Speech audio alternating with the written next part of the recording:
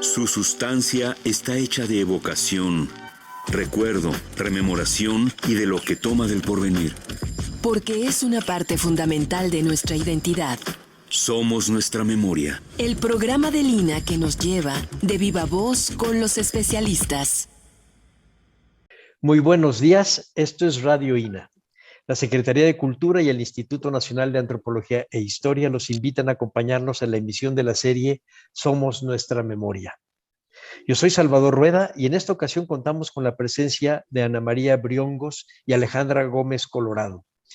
Déjenme decirles, Alejandra Gómez Colorado me va a acompañar a hacer esta entrevista. Ella es antropóloga y directora del Museo Nacional de las Culturas del Mundo. Y nuestra invitada especial, Ana María Briongos, es muchas cosas. Es bloguera, editora, escritora, viajera, curiosa y con un instinto muy despierto para ver las cosas del mundo, con una atención de esas que los historiadores, yo soy historiadora Ana María, y los antropólogos envidiamos cuando leemos fuentes de viajeros.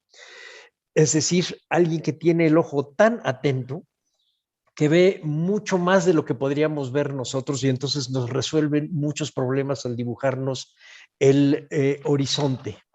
El programa se llama Somos Nuestra Memoria. Y hemos aprendido aquí que no solamente es la memoria propia, sino la memoria ajena la que nos da identidad. Entonces, Ana María, te damos la bienvenida. Alejandra, el equipo de Radio INA y yo, te damos la bienvenida para esta plática con un auditorio que no es de ninguna manera experto en alfombras. De hecho, nos vas a abrir el mundo sobre eso. Ya tocó la puerta Alejandra Gómez Colorado en un programa anterior. Y entonces, si nos permites, hoy empezamos con este tema, los tapetes, la vida en Irán, el siglo XXI. Bienvenida, Ana María, bienvenida, Alejandra. Muchas gracias por tenerme aquí con vosotros. Saludos a todos los oyentes y desde Barcelona, en España, os doy un gran saludo y un gran abrazo. Gracias, Ana María. Pues miren, yo solo voy a iniciar la conversación platicando que Ana María tiene un libro hermosísimo que se llama La Cueva de Alí Baba, Irán día a día, que nos inspiró mucho para hacer el guión y los contenidos de esta exposición que tenemos ahora en el Museo Nacional de las Culturas del Mundo, que se llama Alfombras de Irán, Paraísos Errantes, a la cual están invitadísimos. Y al leer el texto de Ana María, como bien dice Salvador, era ampliar los horizontes del conocimiento estrictamente antropológico, artístico, y poder caminar junto con ella por los bazares de Isfahán, y poder disfrutar de todo este ambiente que propicia la elaboración de una alfombra. Entonces, bueno, Ana María, pues preguntar, la primera pregunta obligada que todos estarán haciendo, ¿qué te lleva a Irán? ¿Cómo llegas a ese país maravilloso y qué haces ahí? ¿Qué es lo que te atrapa de esta cultura? Yo llegué a Irán hace muchos años. Llegué allí como estudiante en la Universidad de Teherán, con una beca que me había concedido el gobierno de Irán en la época del Shah. Y ya sabemos que cuando uno entra en un país, aunque no sea el suyo, y lo conoce en profundidad, llega a amarlo como el propio país. Y para mí Irán, que pues fue un lugar y ha sido y sigue siendo hasta el día de hoy un lugar de acogida donde me trataron muy bien y donde he dejado a muchísimos amigos y sigo teniéndolos allí. Entonces yo aprendí la lengua más o menos incorrectamente. Yo hablo el persa con la gente de la calle, pero no podría dar una conferencia en persa, pero sí que me desenvuelvo para poder disfrutar del país y en profundidad. ¿Qué fue lo que fuiste a estudiar allá, Ana María? Fui a estudiar lengua y literatura persa, sí. Sí. Durante un año no es suficiente para profundizar en el idioma, pero sí que es para entrar en el país. Y a partir de ese momento empecé a trabajar con empresas españolas que comerciaban con Irán. Quiere decir que yo he vendido camiones, he vendido remolques, he inaugurado la hispano-irano Spanish House y bueno, y he trabajado con bancos hasta que llegó la Revolución Islámica. En aquel momento, pues, de revolución yo dejé de ir a Irán, después empezó la guerra Irán-Irak, que duró 8 años, tampoco fui a Irán, y cuando ya terminó todo ese desbarajuste, pues quise regresar y ver qué pasaba en el nuevo Irán por revolucionario. Y a través de amigos tuve la oportunidad de instalarme en Isfahán y trabajar en una tienda de alfombras del bazar, que eso es lo mejor que le puede ocurrir a una persona, porque es un lugar tan misterioso, especial y magnífico, es un mundo tan abigarrado y a la vez con unas normas de convivencia tan especiales que uno se queda pasmado y se queda maravillado con eso. Y si además trabaja en un sitio donde hay esas a mano, anudadas a mano, manos en general femeninos o de niños, en las casas, en todas las casas hay un telar, en las casas rurales, no hablo de Teherán o de las grandes ciudades, pero sí en las zonas rurales hay un telar y a las horas, mientras cocinan, las mujeres van anudando alfombras. Y bueno, y eso es todo un mundo en el cual uno va entrando poco a poco y no se acaba nunca. Ana María, ayúdanos a entrar un poquito más a este mundo, así poco a poco, como tú fuiste llegando de la mano. Cuéntanos de la familia que te recibió y cómo de ahí llegas al bazar. Sí, la familia que me recibió pues era una familia compuesta por un padre, una madre y dos niños ya casi adolescentes de 12 y 14 años. Y claro, para mí era sorprendente. Para mí vivir, que ya era una señora mayor, vivir en una casa donde no se cerraban las puertas nunca, donde no había camas, sino que los colchones se enrollaban y desenrollaban según si era de día o de noche. O sea que cuando llegaba la noche, sacaban los colchones, los ponían uno al lado del otro y allí pues dormían. Dormía el matrimonio en una habitación sin puertas y en la habitación con los niños dormía yo. Yo pensaba que no podría resistir la falta de intimidad y que no pasaría más de una semana en aquella casa. Pero sorprendentemente, pues esos niños eran tan encantadores que pues me adapté perfectamente y me hacía mucha gracia el ver cómo a las horas de rezar, pues la madre de familia se ponía el chador y empezaba a rezar y el niño de 14 años pues tenía su casete con la música rap persa que se grababa en Los Ángeles, California, y allí pues mira, cada uno a lo suyo. Déjame hacerte una pregunta que tiene que ver con la descripción que hacías de cómo te fuiste adaptando a la casa y a la familia. El concepto del cuerpo de la gente, de cómo se bañaban, cómo dormían, cómo se depilan. Platícanos un poco cómo fue pues un choque cultural, un poco, porque yo recuerdo alguna vez a Ítalo Calvino y por otro lado a Borges que decían que el gran descubrimiento de Occidente es el Oriente. Siempre acaba sorprendiéndonos.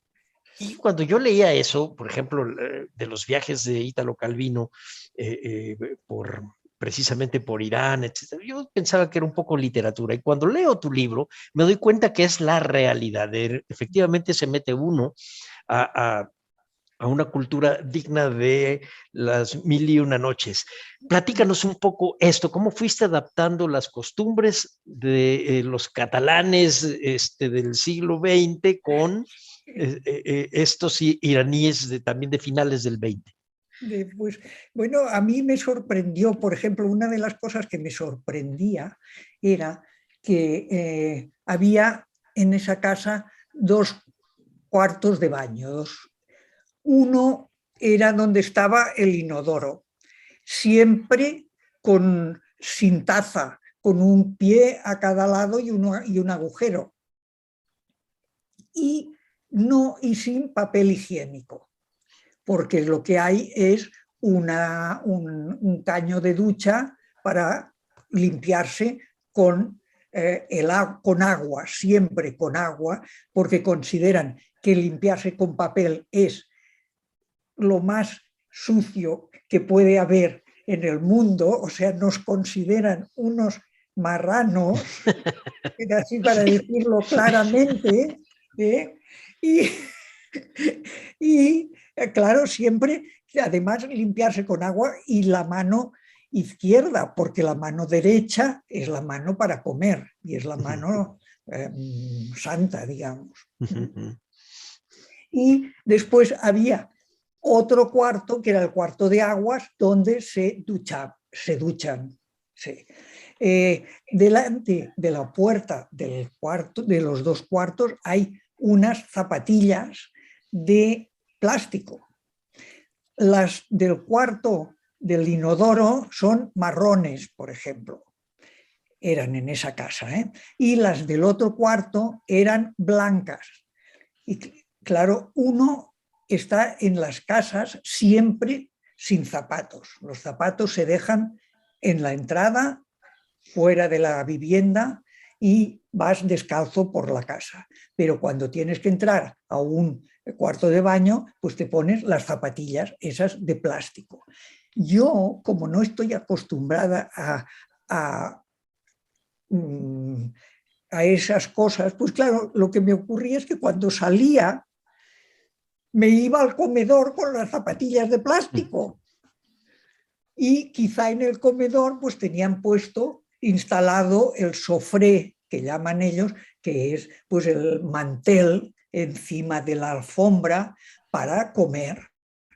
Y en el mantel pues están los cubiertos y los platos y todas las viandas que se van a servir en aquel momento. Y yo llegaba con las zapatillas de plástico y claro, me miraban con una cara horrorizada.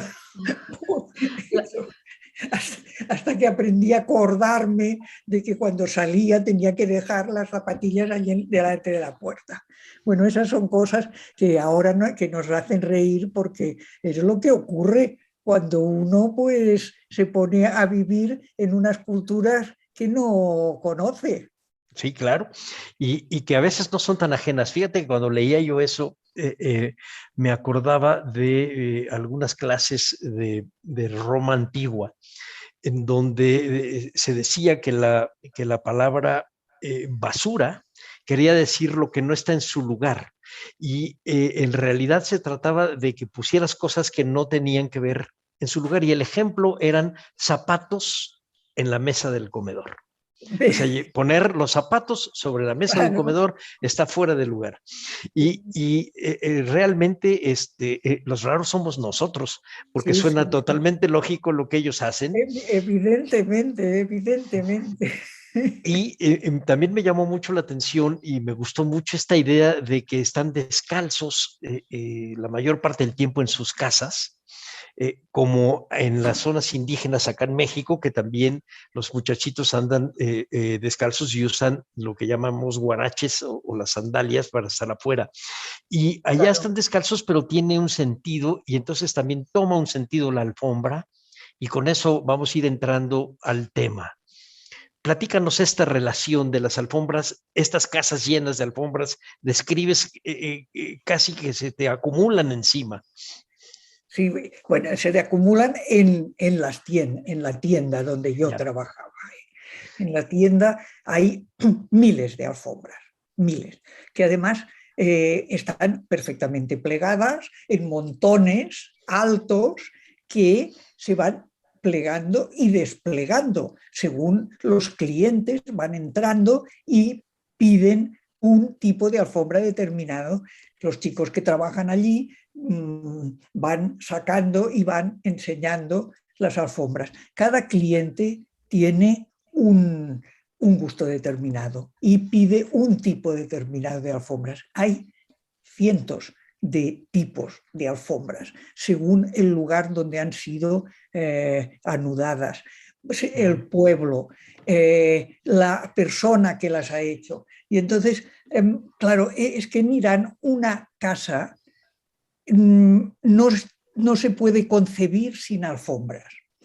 No hay muebles en las casas iraníes tradicionales, ya no hablo de los pisos de los grandes edificios de Teherán, donde ya viven como vivimos nosotros y se han occidentalizado, pero en las casas tradicionales no hay muebles, hay alfombras, está todo alfombrado, incluso la cocina está alfombrada.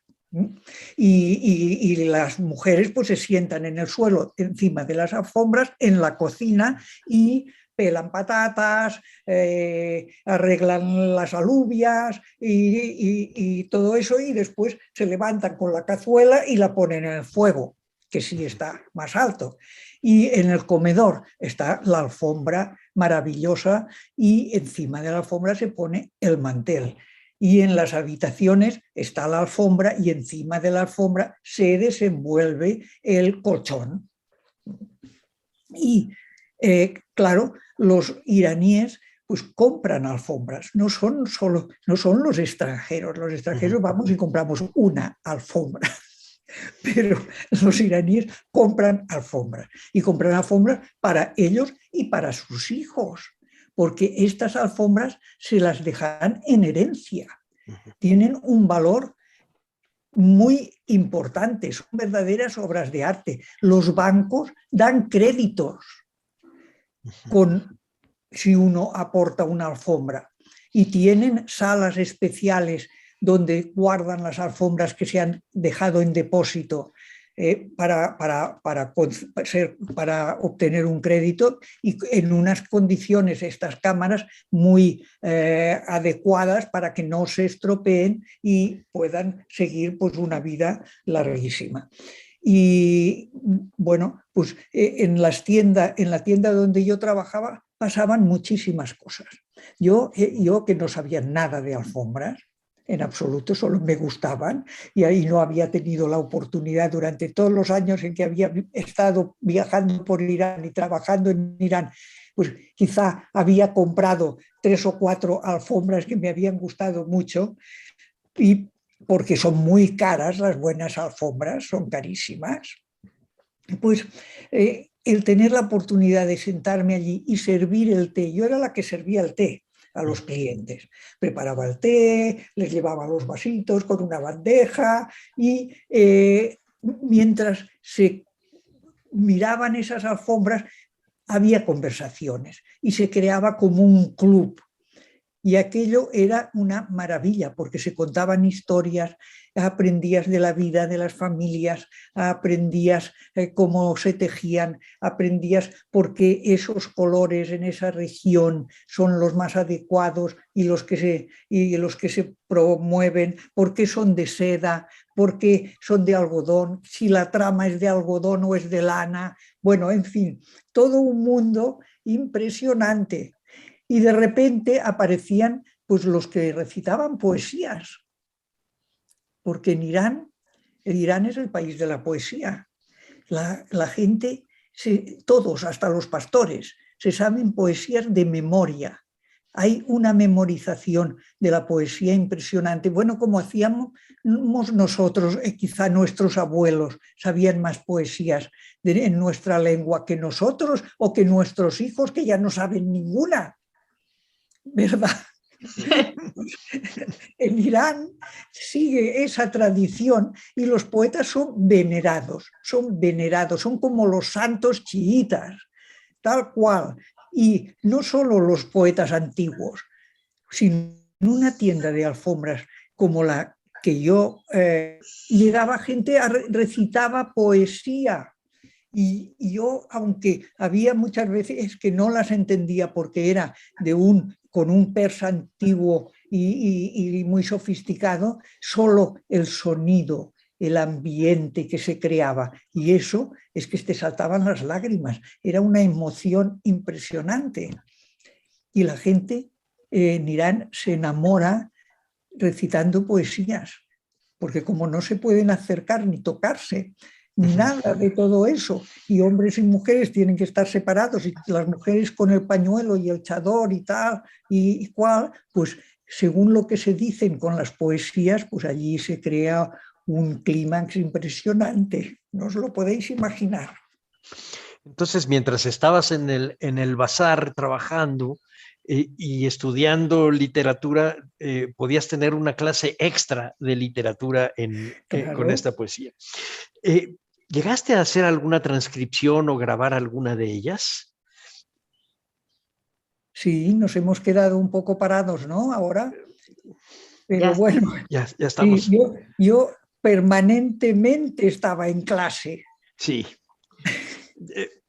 Porque me dice Gaby que si pudieras recitarnos cuando menos un fragmento, que tengamos un poco la idea de cómo es la cadencia, cómo es la palabra, cómo es el persa y Sí. cómo lo podrías Bueno, oír. yo lo podría hacer, pero me da un poco de apuro porque los persas van a decir que tengo un valor a prueba de bomba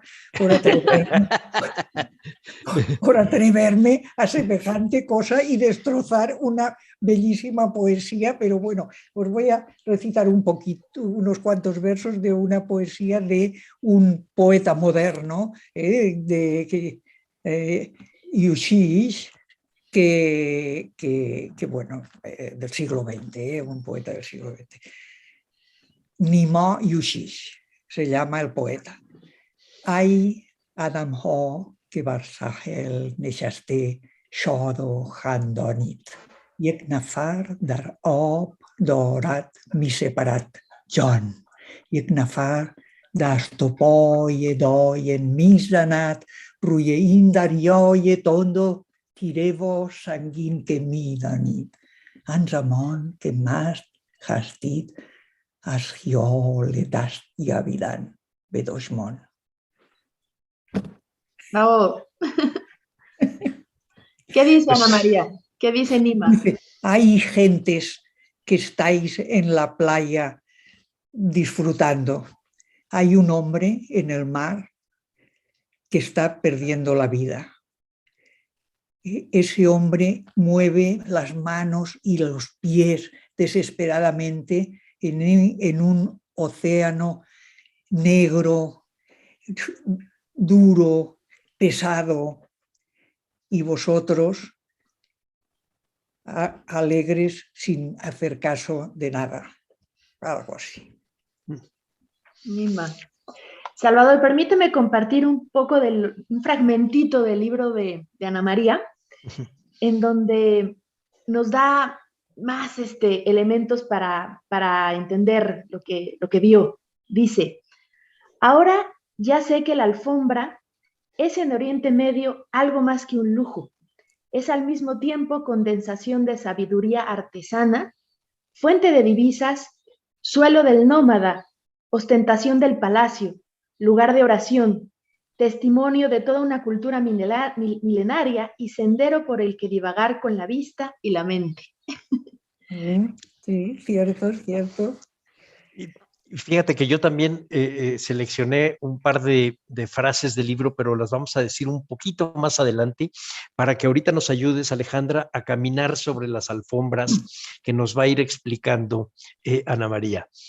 Platícanos un poco, Ana María, ¿cómo a través de las alfombras volaste hacia el Museo de las Culturas con Alejandra. Platíquenos esta relación y vamos a entender un poco cómo se va a ir armando el mundo, que también el Museo Nacional de las Culturas del Mundo nos quiere ir mostrando. Platíquenos un poquito eso. No sé si entiendo bien lo que me estás pidiendo, pero a mí cuando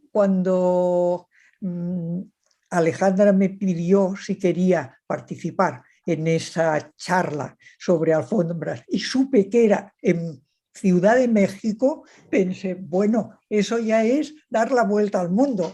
Exacto.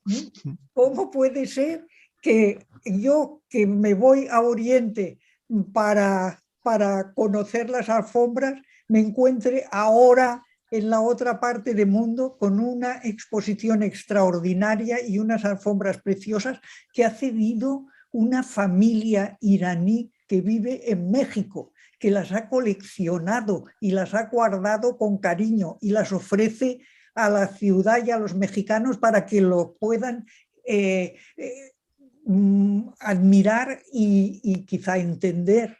Y eso es bellísimo porque son las relaciones entre las gentes buenas del mundo, más allá de lo que estamos viviendo todos los días en las portadas de los periódicos, donde ocurren tantas barbaridades. Pues sí. Claro, y aquí lo que nos sucedió con Ana María pues fue realmente una inspiración, ¿no? Yo al estar leyendo su libro tomaba muchos datos culturales, ¿no? Más allá de la técnica y más allá de lo que los propios dueños de la colección nos podían decir.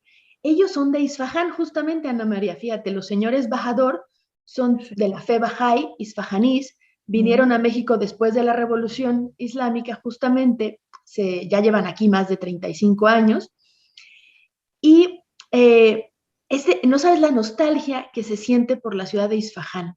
Es una cosa, yo tuve una pequeñísima experiencia, igual que Ana María, de trabajar con ellos en la tienda, muy poquito tiempo, no tantos meses como Ana María, pero lo que dices es verdadero, la gente llega, se toma el té, platican de todo, y entre esa conversación se van desplegando estos paraísos, estas alfombras que cada una es un universo de texturas, de colores, y yo sí salía saturada esos días, la verdad, de ver tantas cosas tan maravillosas. No sabía cuáles escoger porque todas son hermosísimas, pero lo que sí es muy interesante, regresando a tu experiencia en Isfahán, que nos puedas compartir qué es Isfahán y qué significa el bazar en Isfahán, porque eso es una cosa que no se repite en otros lugares del mundo. Cuéntanos un poco de eso. Probablemente no, porque bueno, Isfahán es la ciudad más bella de Irán y quizá una de las más bellas del mundo, porque es una ciudad mítica. Solo su nombre ya nos lleva a las 1001 noches. Es que tiene una plaza muy, muy grande, con una mezquita en uno de los lados, con unas cúpulas turquesa llenas de flores, con otra cúpula al otro lado de la plaza de colores rosados y ocres, y un palacio al otro lado, desde donde el Shah Abbas y su familia contemplaban cómo se jugaba al polo en esa plaza, porque esa plaza era un campo de polo en aquella época, y pues al otro lado, el cuarto lado de la plaza, es donde de esa plaza, y se dispersa por callejuelas diminutas que van siguiendo como ríos y con sus afluentes. Llega uno a perderse allí y no sabe ya dónde está. Y está la zona de las especias, la zona de las alfombras, la zona de las libretas y los lápices, y la zona de las telas. Y bueno, pero es que el bazar tiene un poder económico importantísimo en esas ciudades iraníes, en todas las ciudades iraníes, pero claro, en la ciudad de Isfahán tiene un una importancia más grande todavía. El de Teherán también es importantísimo. Allí dentro ellos tienen sus propios bancos, sus propios sistemas de préstamo. Todo es todo un mundo que surge a base de tradición y del creer en la palabra del otro. O sea, los tratos entre los comerciantes también se hacen sin papel y sin firmas, y todo funciona como un engranaje perfecto, porque allí nadie se salta las reglas, son perfectamente conocidas. Y las personas van creciendo en sabiduría a medida que aumentan de edad, y van creciendo en poder, y llega un momento en que cada persona tiene una sombra y te dicen que su sombra nunca se encoja.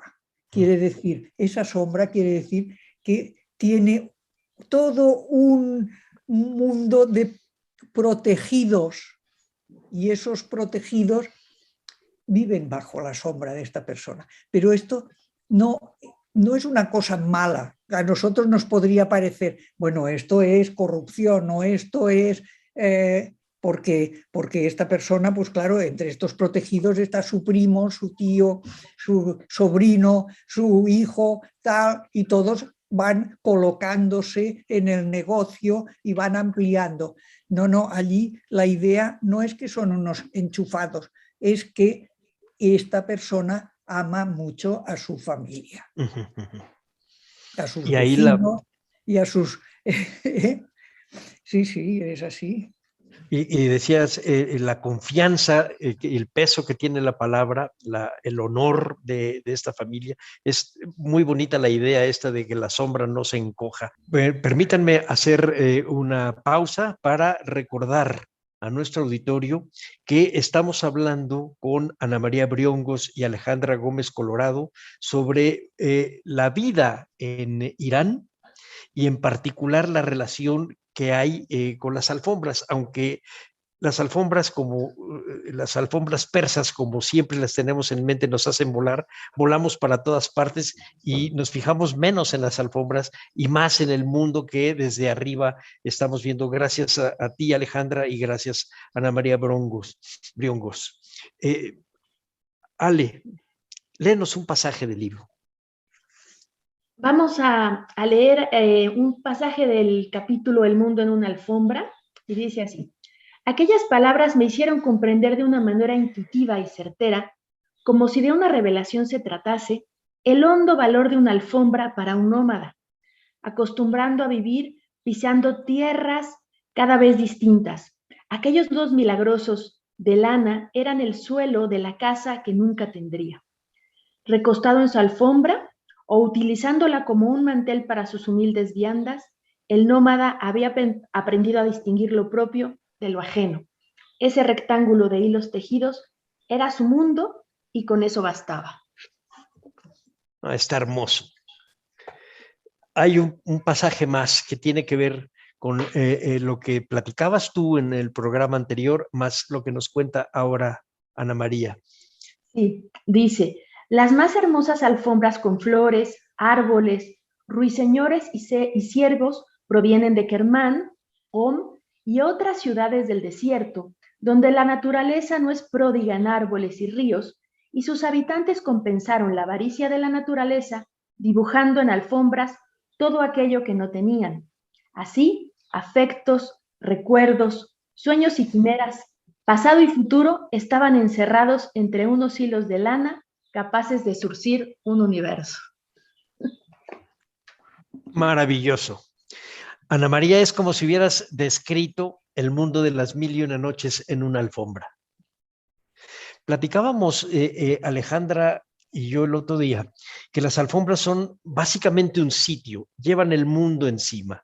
Es el lugar a donde se sientan a comer, a donde se sientan a platicar, a donde están orando, lo enrollan y se lo llevan, y tiene un gran valor. Platícanos ¿Cómo descubriste que este mundo de las alfombras persas era efectivamente el paraíso encima? Lo descubrí porque es que en todas las casas hay alfombras. En las ciudades, en las grandes ciudades, hay alfombras en todas las casas. Las familias hablan de alfombras. La economía de las familias gira alrededor de las alfombras. La herencia que se deja a los hijos está en las alfombras. En los pueblos, las mujeres tienen un telar vertical puesto en una habitación y tejen alfombras. Esa alfombra será seguramente lo que les ayudará a acabar de completar su presupuesto anual, porque la van a vender. Los nómadas no tienen casa, pero tienen alfombra, tienen suelo, es su casa. Entonces, además, en los laberintos esos, te pierdes, vives, fantaseas, es otro mundo.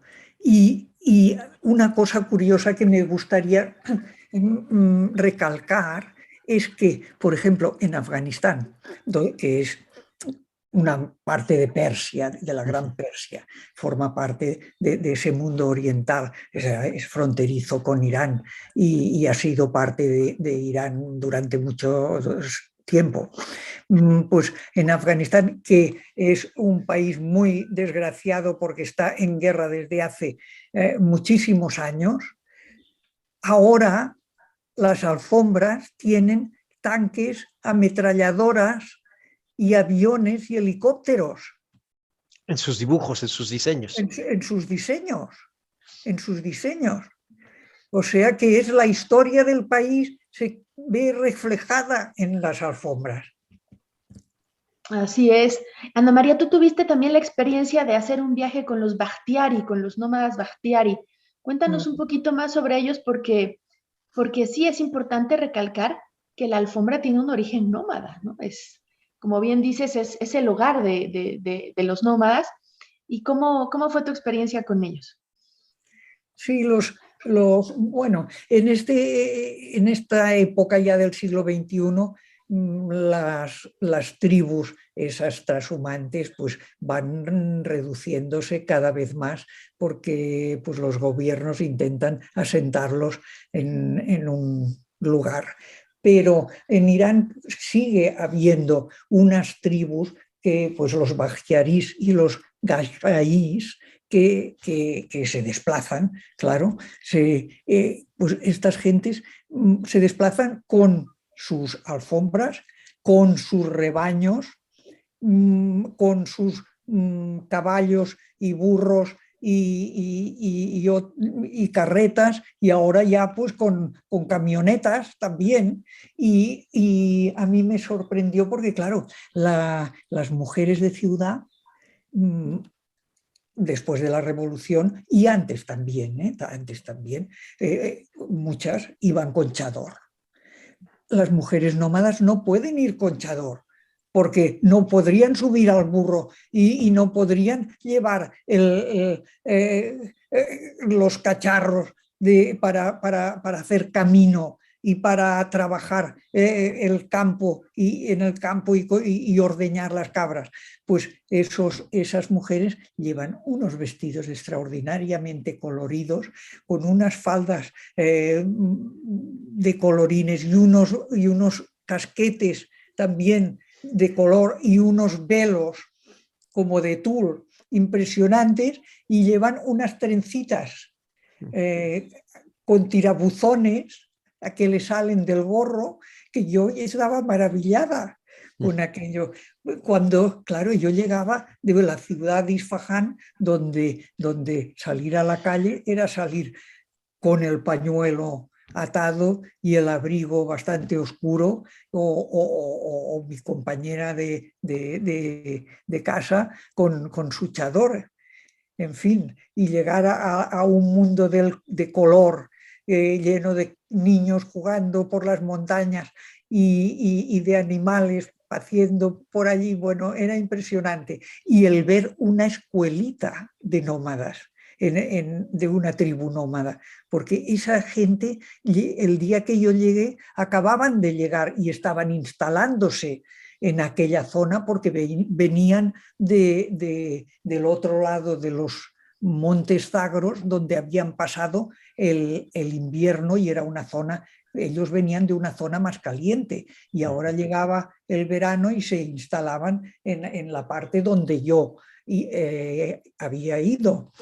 Y solo llegar al día siguiente ya está el profesor. El profesor también es Bakhtiari y este profesor llega del pueblo, está esperando a los nómadas, tiene un trípode y una pizarra en medio de la nada del monte y ves cómo van llegando los niñitos de todas las tiendas que se han instalado por allí, limpios, peinados, con su bolsita con los libros, se sientan en el suelo delante de aquella pizarra y aquel maestro, un hombre joven, pues les enseña pues a leer o a escribir o lo que sea. Es emocionante ver eso.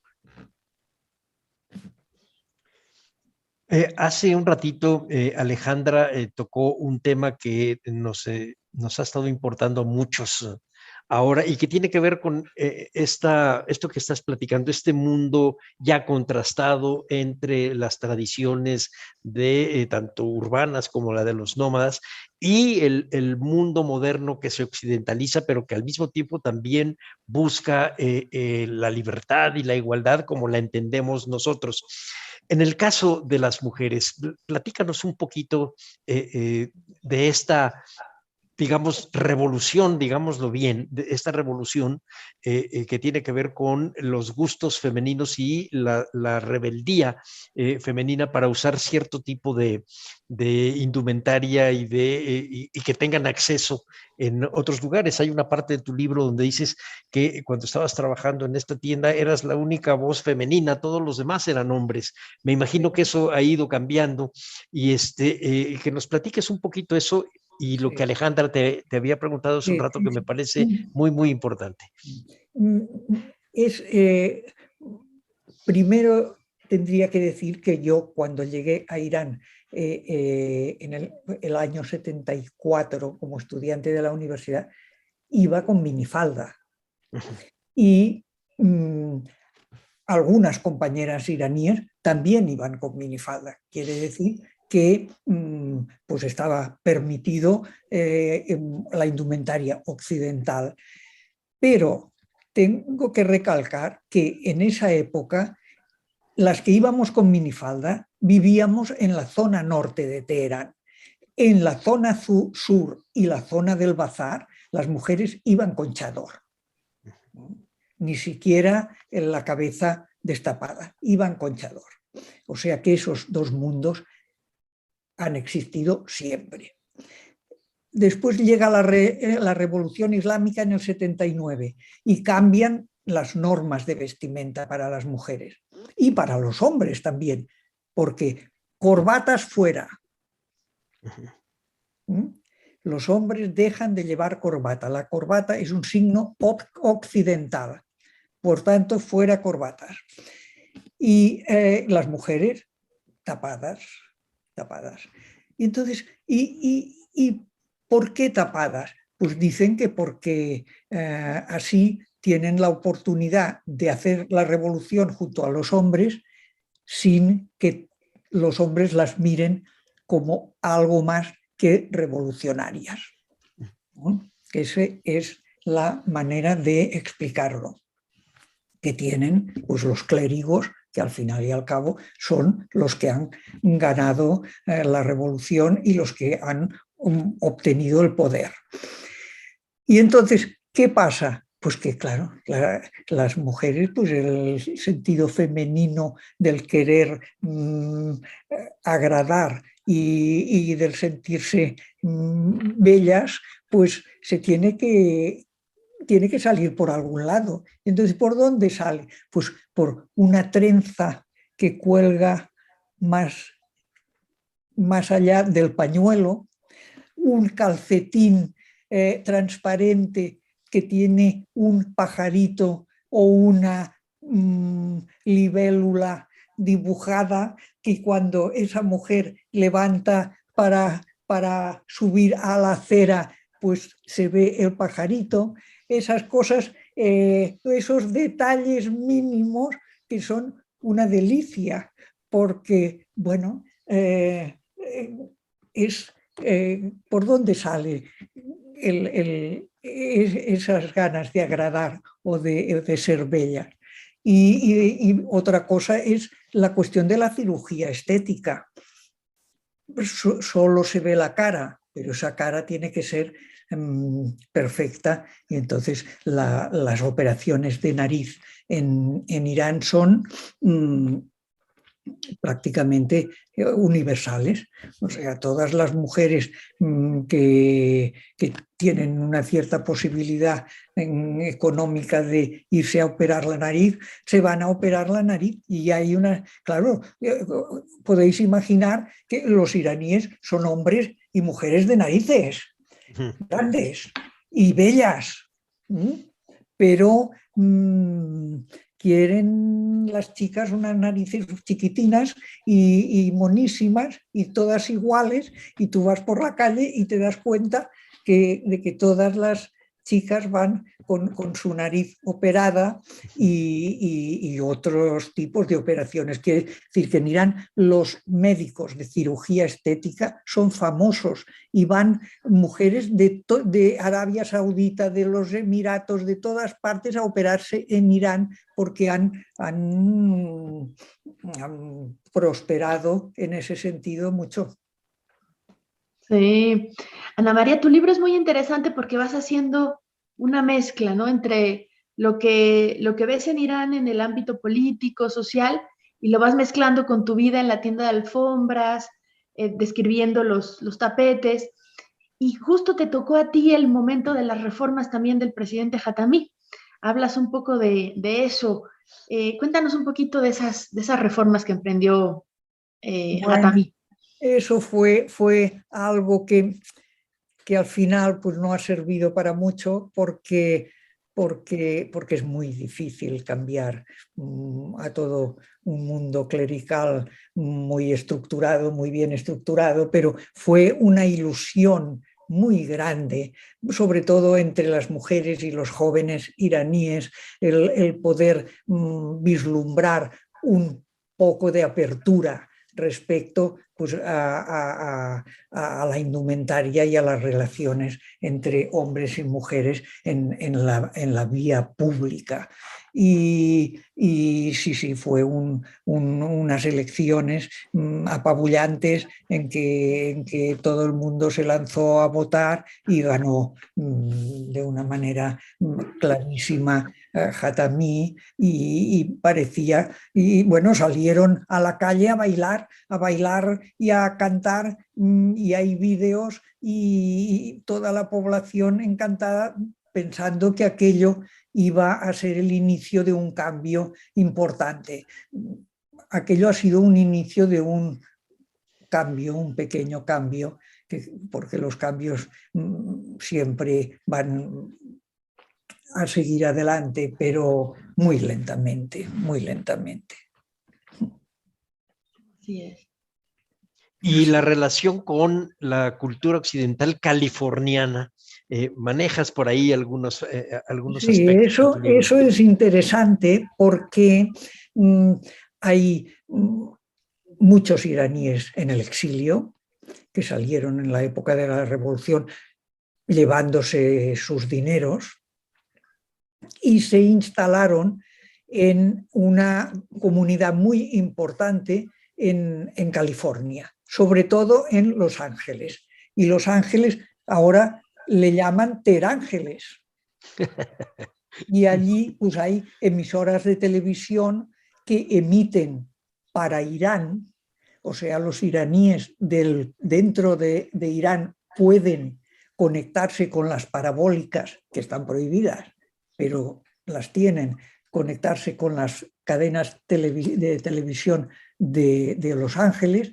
Es en Los Ángeles donde se graban los discos de música en persa de los grupos rockeros que están de moda en Irán.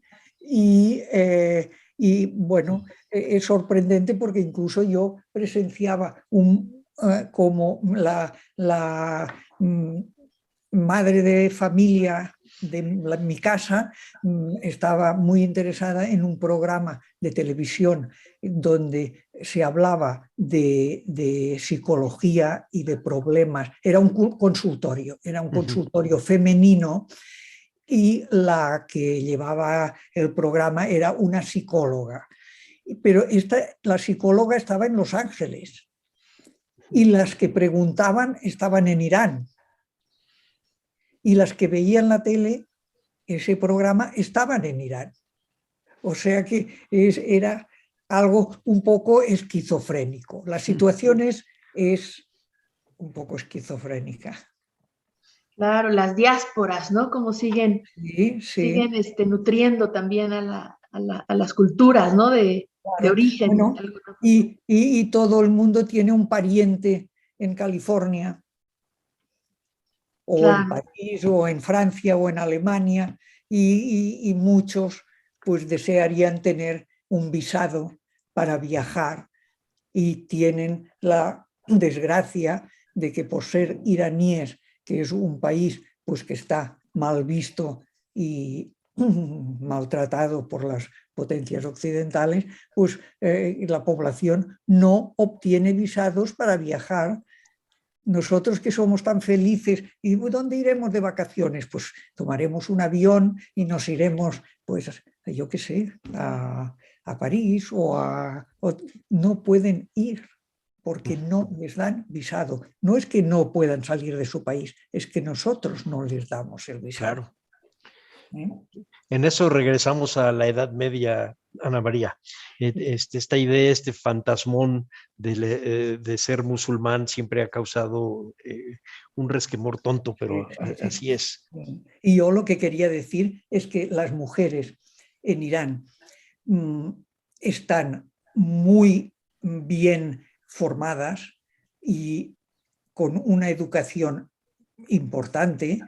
No hay analfabetismo, las niñas van todas a la escuela, los niños evidentemente también, pero toda la población infantil está escolarizada, y hay más chicas que chicos en la universidad.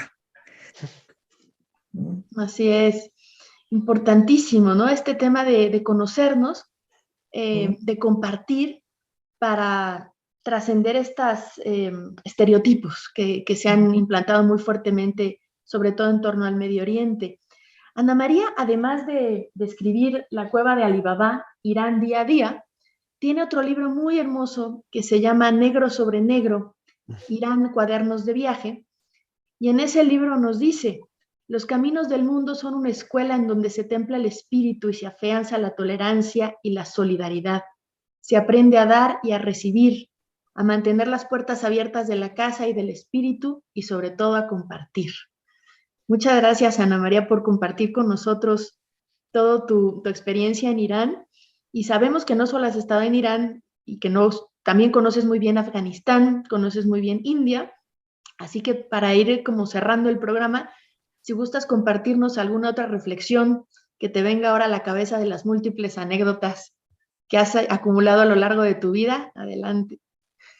Bueno, lo único que puedo decir es que tenemos que fomentar el conocimiento con los otros, tenemos que fomentar en nuestros hijos, en los jóvenes, que salgan a ver mundo, que el mundo es muy grande, es estupendo, en todas partes hay cosas que aprender y que compartir, y que buscando un mundo mejor, el conocimiento entre unos y otros es fundamental. Y además aprender del tipo de generosidad que tienen estos otros que no somos nosotros. Por ejemplo, esto que cuentas de la sombra que se extiende. Ahora que sí, platicabas que ahora de esta... Sayetan Kuchek Navashat. Muy bonito. Pues esa sombra que llega de Los Ángeles a Teherán y al resto de Irán y al revés, eso no se puede echar para atrás. Vendrán revoluciones, irán revoluciones, regresarán los clérigos, regresarán los laicos, pero esa parte del núcleo cultural de Irán no se va a perder. Yo tengo un pasaje que sí quisiera leer de tu libro de la cueva de Alí Baba, si me permiten. Estás platicando, más bien estás tomando las notas de lo que los hombres están platicando sobre las alfombras en el bazar. Dices, la alfombra persa más antigua la encontró un profesor ruso llamado Rudenko en 1949 durante la excavación de una tumba en Siberia. Se conservó, decía, estás hablando de un señor Reza, se conservó, decía, gracias a las bajísimas temperaturas y se le calcula una edad superior a 2.400 años. Antes de este descubrimiento, la alfombra más famosa que se conservaba era la de Ardebili, que lleva una hermosa inscripción. Dice, al no tener un refugio, tú eres mi umbral y mi única riqueza. Amal Masud Kashani, 946. Bueno, hablar de una edad superior a 2.400 años, estamos hablando de algo bastante importante. No existían ni siquiera los primeros rastros de la cultura occidental, cuando ellos ya estaban haciendo alfombras. Y decir en el año 946 que el único refugio y el único umbral y la única riqueza es la alfombra que él lleva, es el que lleva encima toda esta cultura y todo este bagaje histórico que nos abren ahora tú, Ana María y Alejandra Gómez Colorado, con su exposición y con su interés también sobre la literatura persa, que nos abren aquí en Somos Nuestra Memoria, para nosotros algo muy importante. Un umbral que no conocíamos, ni siquiera nos imaginábamos. Antes de terminar, me gustaría, Ana María, si nos pudieras tú recomendar algunos libros en particular sobre la cultura persa que estén accesibles, que estén en castellano, porque si no, Alejandra tendrá que sentarse a traducir. Sí, hay libros y yo ahora en este momento pues no os puedo decir porque no lo tengo aquí a mano, pero hay algunos libros escritos